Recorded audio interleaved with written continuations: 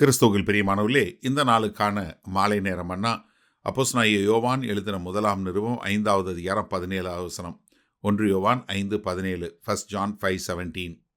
அநீதி எல்லாம் பாவம்தான், என்றாலும் மரணத்துக்கு ஏதுவல்லாத பாவமும் உண்டு. அதாவது அநீதி, கர்த்தருடைய நியாயப்பிரமாணங்களை மீறி நடக்கக்கூடிய எல்லாமே பாவம்தான். ஆனால் அந்த பாவத்துக்கும் மரணத்துக்கு ஏதுவான இயேசுவான ஒரு வித்தியாசம் உண்டு. மரணத்திற்கு ஏதுவான பாவம் என்பது என்ன? கர்த்தராகிய இயேசு கிறிஸ்துவை நிராகரிப்பது தான் மரணத்திற்கு ஏதுவான பாவம். அப்போ இயேசு கிறிஸ்துவை என்னுடைய சொந்த இரட்சகராக ஏற்றுக்கொள்கிறேன் என்று சொல்லாத ஒரு பாவம் என்ன பண்ணும்? உங்களை நித்திய காலத்திற்கும் தேவன்கிட்ட பிரித்து வைத்துவிடும். அதுதான் மரணம். ஏன்னா ரொம்ப தெளிவாக ரோமர் எழுதின நிருபம் முழுவதும் அப்போஸ்தலனாகிய பவுல் 1வது அதிகாரம் 2வது அதிகாரம் 3வது அதிகாரத்தில் சொல்லி முடிக்கும்போது என்ன சொல்லி முடிக்கிறாரு? 1வது அதிகாரத்தில் தேவனுடைய தன்மைகள் எல்லாம், அவருடைய மகிமை எல்லாம் என்ன, படைக்கப்பட்ட எல்லாத்தையும் பார்க்கும்போதே இப்படி ஒரு தேவன் உண்டு என்று நமக்கு வெளியரங்கமாக்குது. அதனால் மனுஷனுக்கு சாக்கு போக சொல்ல வழி இல்லை, எல்லாருமே பாவம். அடுத்து 2வது அதிகாரத்தில் யூதர்களை பற்றி சொல்கிறாரு.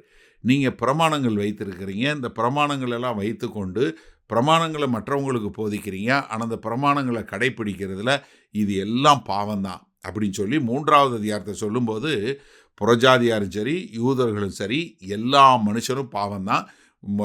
ரோமர் 3வது அதிகாரம் 9வது சொல்லும்போது ஒருவனும் நீதிமான் இல்லை, ஒருத்தருமே நீதிமான் இல்லை. ஆனால் 23வது வசனத்தில் முடிக்கும்போது என்ன சொல்கிறாரு? பாவத்தின் சம்பளம் மரணம், ஆனால் கர்த்தராகிய இயேசு கிறிஸ்து மூலமாய் இலவசமாய் கிடைப்பது என்ன? நித்திய ஜீவன். அப்போது கர்த்தராகிய இயேசு கிறிஸ்துவை ஏற்றுக்கொள்ளாமல் இருப்பது ஒரு மரணத்துக்கு ஏதுவான பாவம்.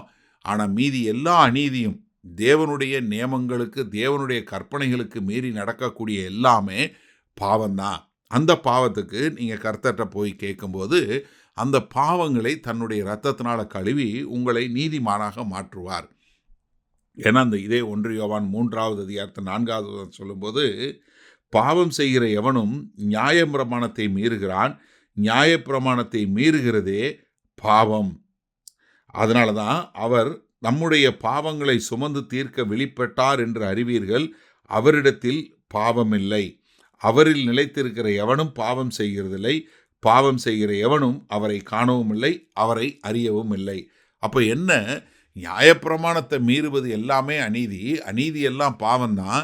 ஆனால் அந்த பாவங்களை நம்ம அறிக்கை செய்து கர்த்தர்கிட்ட வரும்போது அவருடைய இரத்தம் நம்மளை கழுவி சுத்திகரித்து நம்மை ஒவ்வொரு நாளும் நம்மளை பரிசுத்தமாக்கி கொண்டே வருகிறது.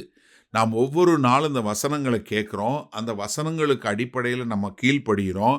அப்போது நம்முடைய எல்லா விதமான பாவங்களும் எல்லா அழுக்குகளும் கழுவப்பட்டு நாம் ஒவ்வொரு நாளும் பரிசுத்த பாதையில் தேவனை போல மாறிக்கொண்டு வரக்கூடிய காரியத்தில் வர்றோம்.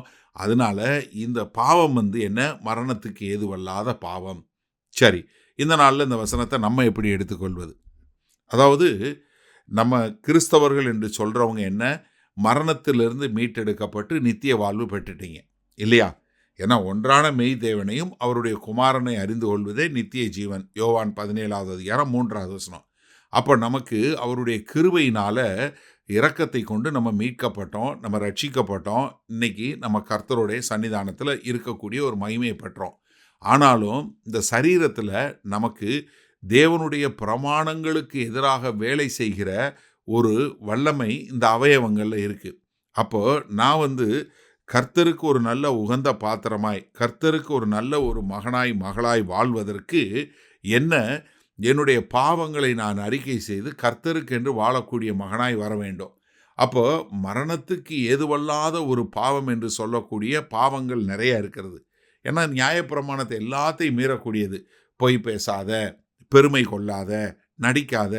ஏன்னா நம்ம நிறைய நேரங்களில் பாவம்னு உடனே என்ன நினைக்கிறோம்? விபச்சாரம், வேசித்தனம், தண்ணி அடிக்கிறது, இல்லை கொலை செய்கிறது, இதுதான் பார்க்குறோம். இல்லை, உள்ளரங்கமான பாருங்கள், உங்களுடைய பெருமை எவ்வளோ பெரிய பாவம், உங்களுடைய நடிப்பு எவ்வளோ பெரிய பாவம், உங்களுடைய உள்ளுக்குள்ளே வரக்கூடிய வன்மம், கோபம், பொறாமை, போட்டி, இது எல்லாமே தேவனுக்கு எதிரானது தான். அது எல்லாமே அநீதி தான், அது எல்லாமே பாவம்தான். ஆனால் இந்த பாவத்தை நீங்கள் எப்படி களைந்து போட முடியும்? நீங்கள் கர்த்தர்கிட்ட அவருடைய பாவ மன்னிப்பை பெற்றுக்கொண்டு ஒவ்வொரு நாளும் அவருடைய வார்த்தையின் மூலமாய் உங்களுடைய எண்ணங்கள் மறுரூபமாவதனாலே தேவனுடைய சித்தம் என்னதென்பதை புரிந்து கொண்டு அதை ஏற்றுக்கொண்டு வாழக்கூடிய ஒரு கிருபையில் நீங்கள் வாழ முடியும்.